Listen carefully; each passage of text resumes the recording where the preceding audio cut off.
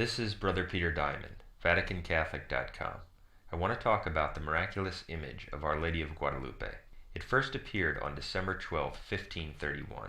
According to the account, an Indian named Juan Diego had been visited by the Virgin Mary numerous times. She told him to go to the bishop so that a chapel could be built. But the bishop did not believe Juan. The bishop asked Juan to tell the lady to give a sign as a proof that it was truly the Mother of God who had appeared. In response, the Virgin told Juan to gather some roses in his tilma and present them to the bishop. As he did so, the roses fell to the floor, and the image of Guadalupe was miraculously imprinted on his tilma.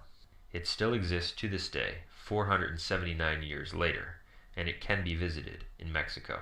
The first miraculous aspect of the image that I want to discuss concerns the lack of an undersketch or an underdrawing. Infrared photography has demonstrated that there is no undersketching or underdrawing on the image of Guadalupe. This is miraculous because, as Dr. Philip Callahan, a research biophysicist from the University of Florida, explains, quote, "It's inconceivable that an artist in the 16th century would paint a portrait without first doing a drawing on it." End quote. Making an undersketch prior to painting a portrait goes back to antiquity. Thus, the fact that we have such an exquisite image with such precise details and features, and that it appears on a rough cactus fiber, is inexplicable when we consider that there is no undersketch.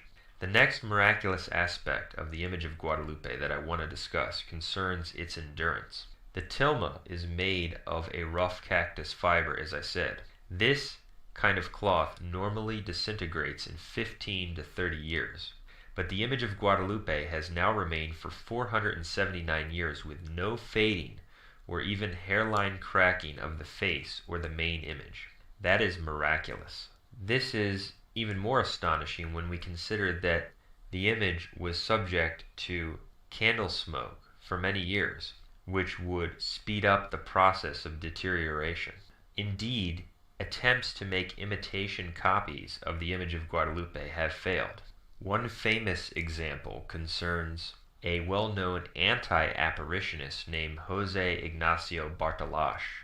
In order to try to disprove the miraculous nature of the image, he had an exact copy made on the same burlap-type material, and he hung it with great fanfare in the chapel built on the site of Our Lady's final appearance. But after 7 short years, the painting was so unsightly and discolored that on June 8, 1796, it was quietly moved to the sacristy. That's quoted in Brother Herbert Lee's Mother for a New World, Our Lady of Guadalupe, page 394. That means that attempts to reproduce the image have failed miserably. Concerning the miraculous endurance of the image, the following quote is of interest. I mentioned Dr. Philip Callahan earlier. He points out that, quote, "The mantle is of a dark turquoise blue. This presents an inexplicable phenomenon because all such pigments are known to be subject to considerable fading with time, especially in hot climates. The Indian Mayan blue wall paintings are already badly faded. The blue mantle on the tilma of Guadalupe, however, is bright enough to have been laid last week." End quote. So the colors are miraculously fresh and bright. There is also the amazing fact that in 1778, a considerable amount of nitric acid was spilled on the image of Guadalupe. The workman fled in terror, expecting to have seriously damaged his country's most treasured possession. But to everyone's astonishment, only slight stains appeared, which can still be seen in the upper right corner. That's quoted in Janet Barber, The Tilma and Its Miraculous Image, a Handbook on Guadalupe, pages 61 to 62. There is also the fact that in 1921, a bomb was concealed in some flowers that were placed on the altar under the image of Guadalupe. The bomb went off and severely damaged a crucifix, but the glass that contains the image of Guadalupe miraculously was not even damaged. En noviembre de 1921 hubo un atentado con una bomba en la antigua Basílica de Guadalupe. Este crucifijo recibió el gran impacto de esa bomba, de la dinamita, y por eso quedó curvo. Milagrosamente a la imagen de la Virgen no le sucedió nada.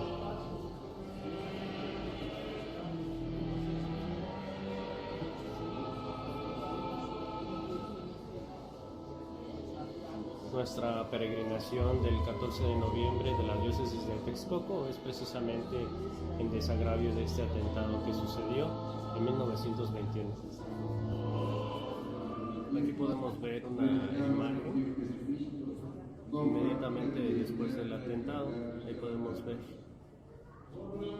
cómo algunos candelabros fueron derribados. Y ahí está la imagen de la Virgen al fondo.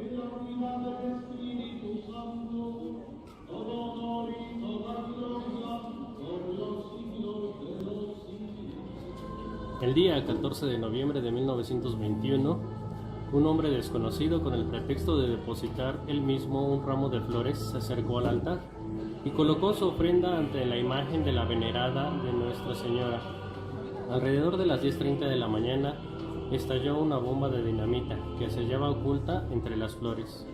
Los desperfectos fueron en las gradas del altar, que son de mármol, en los candeleros de latón y en esta sagrada imagen de nuestro Señor Jesucristo, que retorcida cayó al suelo.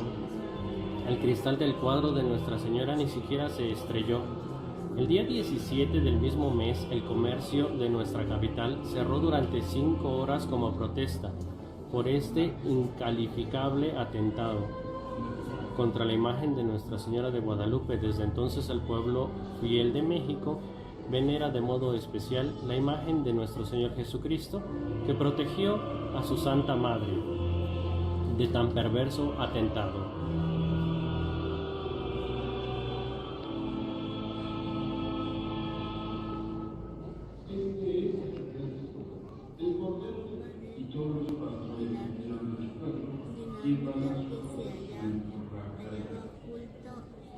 The next aspect of the miraculous image that I want to discuss concerns the stars. Some people have concluded that the stars, as well as the sunburst and the moon, are add-ons, and that the original image was simpler. Dr. Philip Callahan is one of those who holds this idea. He still believes that the image is miraculous, but that the original image was simpler.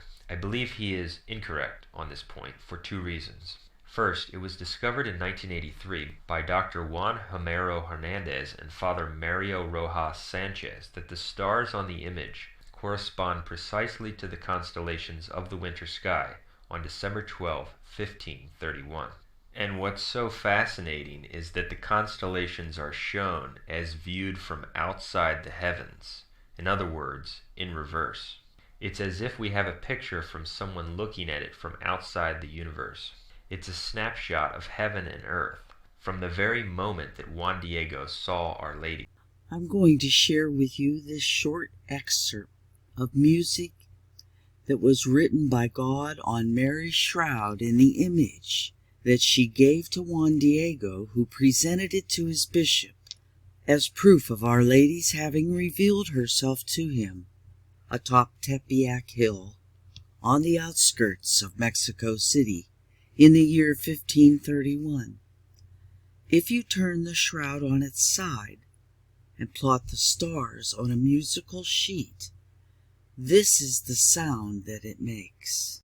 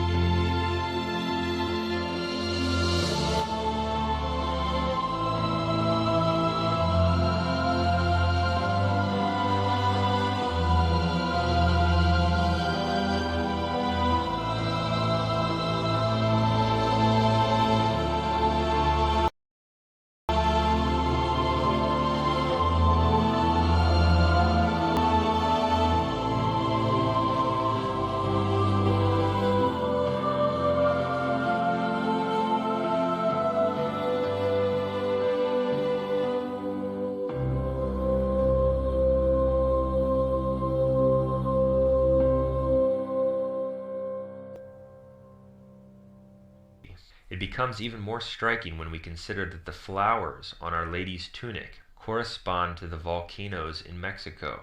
This is discussed in detail on page 77 of a handbook on Guadalupe, published by the Academy of the Immaculate. In other words, the interior portion of the miraculous image, which is multifaceted in its manner of instructing and awing, represents the earth, and the turquoise mantle on the outside, featuring the miraculous stars representing the constellations, represents the heavens. It's the picture of the encounter between heaven and earth when Our Lady appeared to Juan Diego on December 12, 1531, and captured miraculously and still present on the cactus fiber almost 500 years later.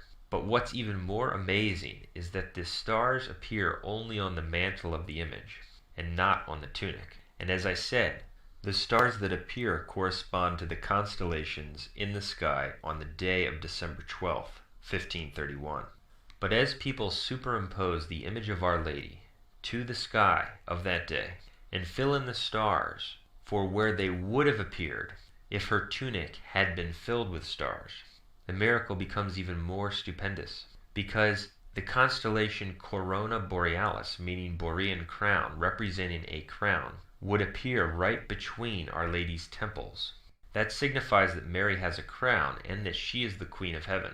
The constellation Virgo, signifying virginal purity, would appear over the area of her heart, signifying her immaculate and virginal heart. And the constellation Leo the lion would be over her womb. The lion represents Jesus Christ, because Christ is the Lion of the tribe of Judah. This signifies that Christ the King is present in her womb. And there's even more. All of this shows the divine and indeed infinite intelligence behind this miraculous production. In addition to all of these facts, the second reason I believe Callahan is wrong to think that the stars are add-ons is that he says the stars were added in the 17th century. However, we know this is not true, because there is a copy of the image of Our Lady of Guadalupe from 1570 that was used at Lepanto, and it corresponds precisely to the image that we have now. That means that if the stars were added on, they must have been added between 1531 and 1570, which is highly unlikely. In addition, there is a famous picture of the image from the Codex Civil. This dates to perhaps just a few years after Our Lady's appearance in 1531. And this picture shows the sunburst and corresponds greatly to the image that we have now. All of this supports that the stars and the sunburst and the moon were part of the original image. Some are puzzled by the fact that while the face doesn't even show a hairline crack or a fade, the sunburst, the stars, and the moon show some evidence of flaking. And I have an opinion about this, and I believe it fits with what we learn in sacred scripture concerning the stars and the sun and the moon. We are told in Luke 21:33 that heaven and earth shall pass away, but my words shall not pass. Hence, it makes sense that we would see evidence of the stars in the image and the moon and the sunburst fading, because in reality the heavens shall pass away, but the Virgin herself and the primary image surrounding her and her face are incorruptible, because she will shine forever in heaven. That could be why we see evidence of fading in the stars, etc., but not on the Virgin's features. Well, I want you to see this too. Miracle womb of Our Lady of Guadalupe glows during Mass offered for martyred children at the Basilica of Our Lady of Guadalupe. And these are the pictures. You can see how bright it is, aglow. Wow. This is dated December 19th of 2018. At my first look at this, man, I'm telling you, that's almost heart-shaped. It's very similar to a heart. It's not quite as the same. It's almost angled some instead of straight on, with the top indentation, and the round comes down, kind of like a heart. Can you see it, or is that just me? Anyway, It's a miracle in the Basilica of Our Lady Guadalupe. Womb of the Virgin Mary glows during Mass offered for martyred children. This article came from a Facebook post by Maisie Raoub Ali. Absolutely amazing. Thank you, God. Keep in mind this Tilma can be heard to have a beating heart with a stethoscope placed on the womb of the Virgin. And there is a larger shot of the glowing womb. Whoopsie. Get back here. Here we go. One more. There we go.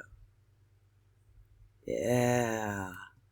I really can see this accentuation of a heart. Ooh, hearts are really, really, really symbolically special to me and my family. Man, is that ever cool? The Immaculate Heart of Mary, the Sacred Heart of Jesus in her womb. In fact, you can almost see what looks like the shape of a baby in the womb. Seriously, look at this. That could be the head. Wow. During a Mass offered for martyred children, there was a miracle in the presence of thousands of witnesses. After the celebration of the Holy Mass, the pilgrims were astonished when they observed with their own eyes how from the belly of the image an intense light began to shine on the Guadalupe image. This prompted them to take pictures of what they witnessed. Wow. Boy, and that one aspect of the heart shape is really there. It looks even more clear to me now. The image of the Virgin began to retreat, and an intense light began to shine out of her belly. This light took the form of an embryo. This form coincides exactly in shape, as well as in its location, to that of an embryo in the womb. So how do you like that? Can you explain that to me? Anybody? I got faith. I believe. The next miraculous feature that I want to discuss, which might be the most miraculous feature of all, concerns the eyes of the image. It is a fact that the image of a bearded man has been discovered in the eyes of the Virgin. It was first discovered in 1929 and then again in 1951, and it was subsequently confirmed by modern science and intense investigation. The image of the bearded man with a full head of hair corresponds to pictures of Juan Diego, the Indian who originally saw Our Lady. In other words, the image of Juan Diego is microscopically captured in the Virgin's eye.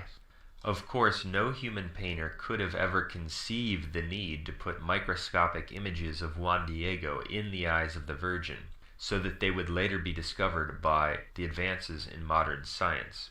And it is simply impossible for any human painter to have pulled it off, because the images are simply too small to paint. And the presence of these images in the eyes is all the more amazing, because the images correspond exactly to what happens in a human eye when it sees something. Jody Brandt Smith, who studied the image of Guadalupe, along with Dr. Callahan, is a non-Catholic. He explains, quote, "Before I could understand the importance of his discovery, I needed to learn something about the physiology of the human eye, in particular what is called the Purkinje-Sanson principle. In its simplest form, the Purkinje-Sanson law states that whenever we see any object, the object is reflected in each eye, not once, but in 3 different places. This threefold reflection is caused by the curvature of the eye's cornea. 2 of the reflections are always right side up, and 1 is always upside down." End quote. That's quoted in Thomas Sennett's book, Not Made by Hands, page 58. The reflections of Juan Diego in the Virgin's eye correspond precisely to the Purkinje-Sanson law. Multiple reflections are found exactly as they would be found in a human eye that sees a person. In fact, the Purkinje-Sanson law shows that when a human being sees something, because of the differing angles of the curvature of the cornea, the various reflected images are apparently distorted in a varying degree. And in the images within the eye of the Virgin of Guadalupe, quote, "there is a perfect collocation in agreement with this principle, the distortion of the figures even concurring with the predicted curvature of the cornea." End quote. That is to say, the images appear exactly as we would expect them to appear in a human eye. That means that what we have in the image of Guadalupe, still fresh today on the rough cactus fiber, is the visual reproduction of that heavenly encounter in 1531. And this is true on many levels. Not only does the image miraculously capture what Juan Diego saw, it captures his vision of the Virgin and the meeting of heaven and earth with the stars as they appeared in the heavens on that day, but also in the microscopic recesses of the Virgin's eye. This unspeakably amazing image captures exactly what the Virgin saw, just as it would have been captured in your eye if you saw another person in your room. And there's even more. Quote, in 1981, Dr. Jose Tonsman, a systems engineer, electrified lovers of Mary of Guadalupe by announcing that his computerized blow-ups of photos of her eyes have revealed microscopically small figures which he suggests could be Bishop-elect Zumarraga, Juan Diego, the interpreter Juan Gonzalez, a black woman, an Indian family, a small child, and a man. In other words, this computer engineer, when he blew up the image of the eye many times, discovered the presence of essentially a whole room of individuals captured within the eye of the Virgin. Dr. Jorge Escalante Padilla, a surgical ophthalmologist, considers these reflections to belong to the type which have been described by Schoening on the back surface of the cornea and by Vogt and Hess at the center of the lens. Such reflections are very difficult to detect. Dr. Escalante has also reported the discovery of small veins on both of the eyelids of the image. In the 1970s, a Japanese optician who was examining the eyes fainted. When he recovered, he said that the eyes were alive and looking at him. End quote. Quoted in Janet Barber, Latest Scientific Findings on the Images in the Eyes, a handbook on Guadalupe, page 90. I also want to share this from Matrix Drops. NASA has called the image of the Virgin of Guadalupe living. NASA has publicized the results of the related examination of Our Lady of Guadalupe. It was established with instruments of the eye specialist that in the picture, the eyes of Mary's retinas, when exposed to light, similar to the human's eye, expand and contract.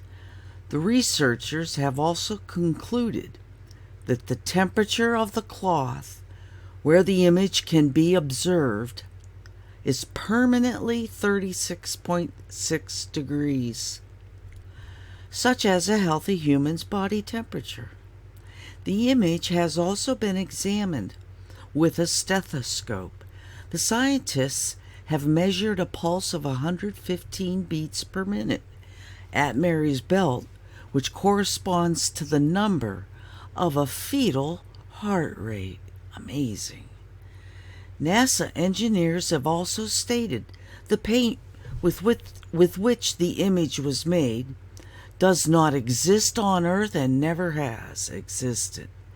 Written by the tsn.ua, which is a news site on the internet. So, this Japanese optician fainted because he thought that the eyes were human and looking at him. We have numerous people captured microscopically in the recesses of the image of the eye. This is undeniable proof that the image is miraculous. Only God could have done this.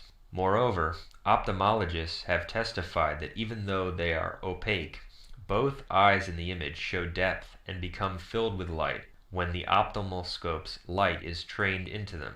They have asserted that it would be impossible to produce with paint such perfectly placed reflections in eyes offering so little space with a virgin looking down and on such rough material as the Tilma. End quote. That's from the same source just quoted.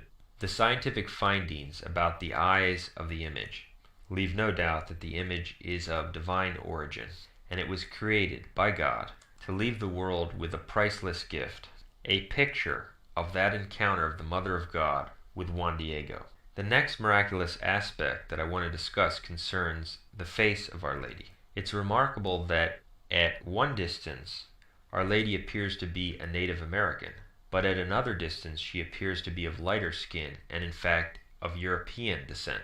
This miraculous feature is meant to show the unity of the two people, who were then coming together as one in the true faith of Christ, in the new nation that had just uprooted the diabolical Aztec culture.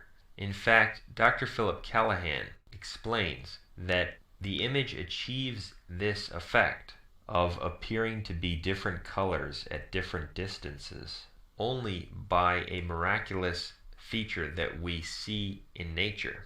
He says, quote, "At a distance of 6 or 7 feet, the skin tone becomes what might best be termed Indian olive, gray-green in tone. It appears somehow the gray and caked-looking white pigment of the face and hands combines with the rough surface of the unsized hue. Such a technique would be an impossible accomplishment in human hands. It often occurs in nature, however, in the coloring of the bird feathers and butterfly scales, and on the elytra of brightly colored beetles." End quote. So what he's saying is that this miraculous feature of a change in color at different distances is something that we see in nature on beetles and in bird feathers and on butterfly scales, and that it occurs on the tilma in a miraculous way. The pigment combines with the rough surface of the cloth to give it a different effect, yet it is still beautiful and delicate at every distance. This is simply a miracle, and no human artist could have ever accomplished this effect. It was fashioned by God, just as the butterfly scales are. The next miraculous feature that I want to mention concerns the temperature. It's remarkable that no matter what the surrounding temperature is, the image itself remains at an even 36.5 degrees Celsius, or 98.6 degrees Fahrenheit, the normal human body temperature. That's quoted in Janet Barber, The Tilma and Its Miraculous Image. As a result of the miraculous image, 8 to 9 million people were baptized into the Catholic faith in the years following her appearance in 1531. It's also worth mentioning that Martin Luther, who by his rebellion against the Catholic Church and his creation of a new kind of false Christianity, spawned countless sects which tore 5 million people from the Catholic Church. He was born in 1483.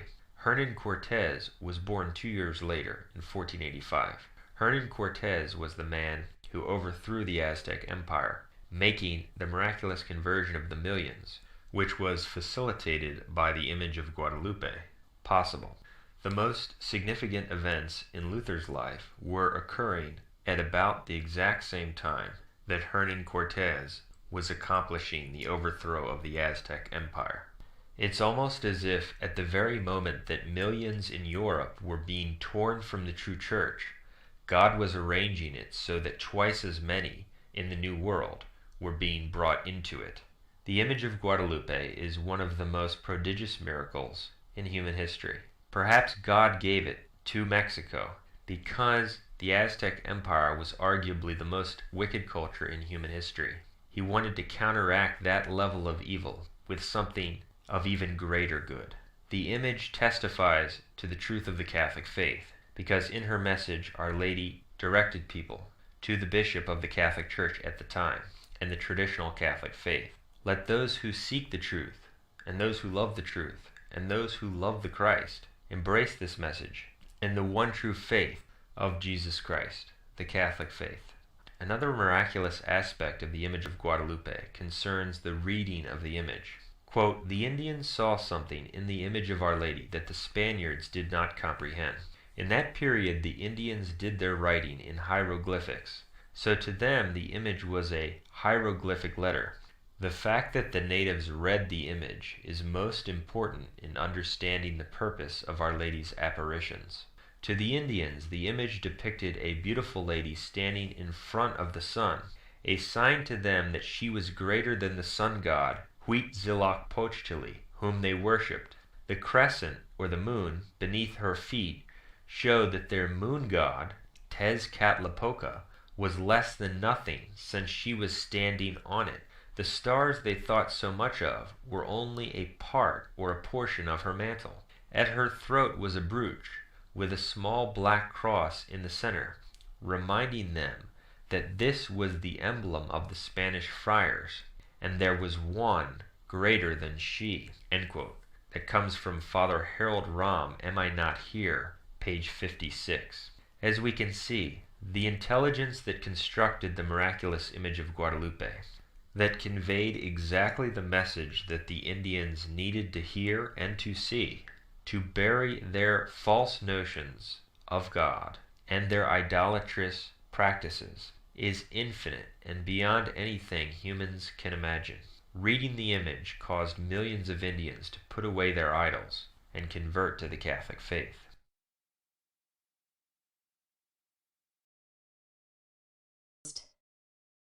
The Tilma, defying science for over 450 years.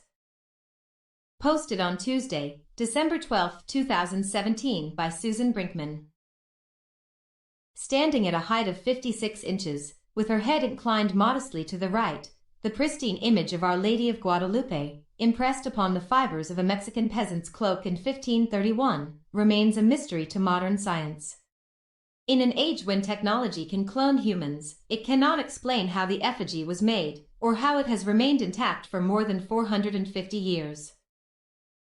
We may never be able to understand the cloak, admits Professor Jody Smith of the University of Florida in Francis Johnston's book, The Wonder of Guadalupe, but the way to try is to do what research we can. And they have. The sacred image has been subjected to a battery of tests by scientists and art experts using computer-enhanced photography, high-powered microscopes, and infrared radiation.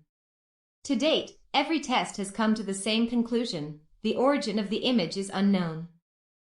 The Tilma. A tilma is a type of cloak made of a coarsely woven fabric derived from threads taken from the maguey cactus plant. It is the color of unbleached linen and has a natural lifespan of 20 years at most. The fact that the tilma survived without the slightest sign of decay for more than 450 years is in itself a miracle. Not only did it hang unprotected for 100 years in a damp open-windowed chapel, it has been subject to the polluting effects of thousands of burning candles over the years. A workman accidentally spilled nitric acid on the image while cleaning the gilded frame, but not a trace of damage was done to the fabric or image. In the past century, during those tragic years under the despotic rule of Calles, innumerable attempts to destroy the people's religion were made. The image of Our Lady of Guadalupe, so cherished by the Mexican population, was one of the first targets. A bomb was hidden in a flower arrangement under the image. The explosion resulted in tremendous damage to everything but the tilma. The image. Intensive study has been made of the image itself, in particular, what causes the color to appear on the fabric. As Johnston details, Richard Kuhn, Nobel Prize winner and director of the chemistry department at the Kaiser Wilhelm Institute in Heidelberg, examined two fibers from the image, one red and one yellow. Kuhn subjected them to his usual thorough tests and made an unbelievable announcement. There was no paint of any kind on the fibers. Whatever materials were used to produce the color are unknown to science, being neither animal, vegetable, or mineral dye. In addition, infrared photography confirmed that the image was not painted. There are no signs of brush strokes or an underdrawing. One of the most uncanny aspects of the image is how the fabric's natural imperfections and crude weaving actually create a 3D effect, adding dimension to the image. For example, the indentation between the upper lip and the nose, the shading at the brow line, some of the creases in the gown, are made by the fabric itself, not the color. This is done with such a brilliant precision that one scientist called the phenomenon fantastic. It is utterly impossible for a painter to have selected a tilma with the imperfections of its weave so perfectly positioned so as to accentuate the natural highlights and features of a human being. Only a superhuman intelligence could have rendered such a feat. The eyes. In 1955, a draftsman by the name of J. Carlos Chavez was examining the image with a high-powered magnifying glass when he discovered the reflection of a bearded man in the pupil of the right eye, similar to what is seen in the eyes of photographed subjects. He reported it to the Archbishop of Mexico City, Luis Marie Martinez, who immediately set up a special investigating commission. Two ophthalmologists, Javier Toruelo Bune and Rafael Tarifa Lavoignette, undertook a meticulous examination with an ophthalmoscope. In the corner of the eyes, a human bust can be seen. The distortion and place of the optical image are identical with what is produced in a normal eye, Dr. Lavoignette stated. This human bust, which is a man, has his head turned 3/4 toward the Virgin and is slightly bent forward. The arms appear to be going forward as though showing something. The image of the bearded man in the Virgin's eyes bears a striking resemblance to an old painting of Juan Diego, a painting that is considered to be the most accurate likeness of the saint in existence. Not long after this, in 1962, Dr. C. Wallig enlarged the image 25 times and found 2 more images in the eyes. These people appeared to be standing near the bearded man with one person looking over his shoulder. The newfound images were compared to a sketch of the scene of Juan Diego presenting the Tilma to Bishop Zumárraga, which was drawn in 1533 and found behind the altar during the 1960 restoration of the old church. The people in the sketch were standing in the exact position as the images in Our Lady's eyes. One appeared to look very much like Bishop Ramirez y Fuemil, who was known for certain to have been in the room at the time of the miracle. The other was Juan Gonzalez, the interpreter who, according to the sketch, was standing beside Juan Diego when he unfolded the tilma in front of the bishop. Dr. Wallig concluded that in order for the images to appear as they did in the eyes of the image, the tilma must have acted as a kind of camera that photographed Our Lady at the exact moment the cloak was opened. This could only mean one thing: Our Lady was present in the room, although invisible, and standing directly behind Bishop Zumárraga, who was facing the 3 men who stood before him. Dr. Wallig could find no other explanation for how the image, with the figures reflected as they were in her eyes, could have been made. As one scientist said after working on the tilma, studying the image was the most moving experience of my life. I believe in logical explanations up to a point. However, the tilma of Guadalupe goes beyond the point of logical explanation. Its mysteries belong to God, and to all who look upon the image with the eyes of faith. Copyright all rights reserved. Living His Life Abundantly registered /Women of Grace registered http://www.womenofgrace.com. Welcome to Stillshadows.